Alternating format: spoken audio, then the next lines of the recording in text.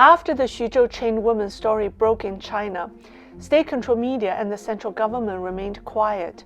The government agency that's supposed to protect women, China's Women Federation, also remained quiet. It's been the Chinese netizens' persistence in pursuing truth, as well as voices outside China, that have forced the local government to respond. But their cover-up exposed more lies and angered more people. Chinese netizens' anger shifted from the atrocious perpetrators in the village to the Xuzhou government. Now the provincial and the central government are involved. Will they conduct a full investigation? And what's the fate for the chained woman? Hello, welcome to Lei's Real Talk. I'm Lei. I've already covered a lot about the Xuzhou chained woman in my last video and showed you why people believe that she is Liyuan, who went missing from Sichuan province 26 years ago when she was 12. But the story is more complex, so I decided to do a part 2. This case is no longer about human trafficking or women's rights alone. It's about the CCP's credibility now. As more evidence has come out, people have discovered that the hidden crime is worse than what an average person can comprehend. After the Xuzhou government identified the chained woman as Xiaohua Mei from Yunnan, they presented several DNA tests to prove their claim. They used DNA stored in the government's DNA database and a piece of clothing from the Yunnan woman's deceased mother as evidence that the children were Xiaohua Mei's and that her DNA doesn't match the DNA of the mother of the missing girl from Sichuan, Liyuan.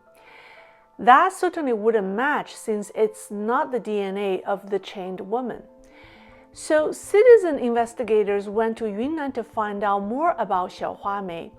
They located her family and learned that she was divorced in 1996 and went missing in the same year.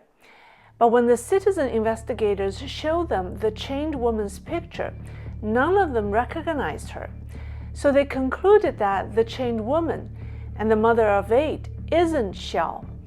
But the government said that the elder Don found Xiaohua Mei in the village and his son married her in 1996. So now there is a problem. There are 2 women mixed up in the identity of the chained woman. People are asking, did the man and his sons buy more than one woman?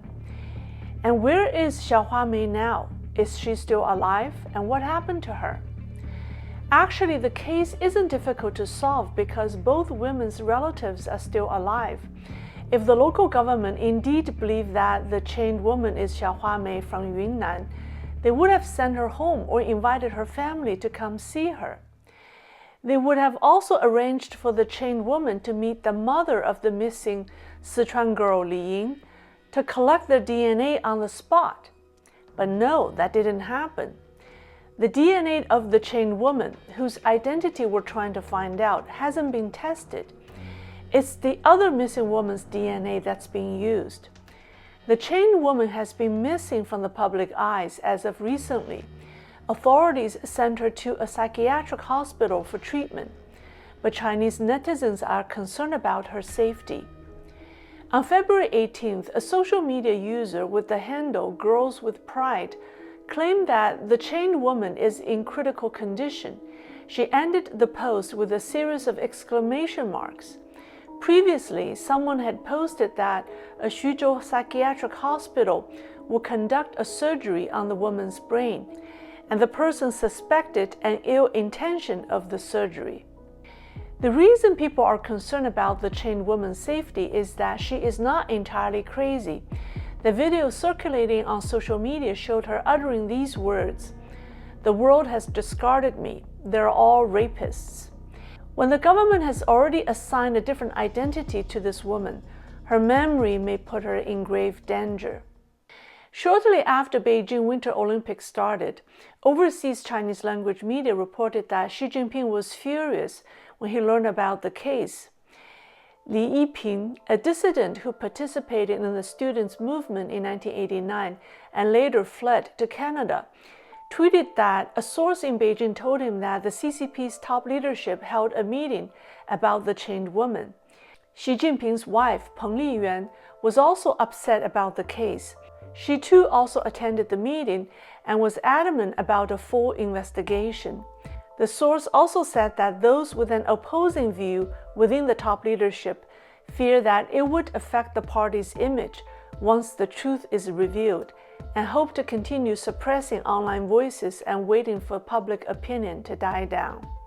It seems that the ones with an opposing view is now controlling the direction of the investigation because a national effort to silence online voices is intensifying. A book that documents human trafficking in China, a chronicle of the national women's trafficking, which I mentioned in my last video, is no longer available in Chinese online bookstores. Supporters from around the country have received calls from the police asking them to delete posts, pictures, and videos about the case and withdraw from online petition campaigns. Shenzhen Satellite TV is the only media outlet that did a full report on the case, but netizens have been receiving notices warning them not to forward the media report. No matter what Xi Jinping and his wife's personal opinions are, the Chinese Communist Party and its entire apparatus will not let the truth be revealed and justice be served for the following reasons. 1.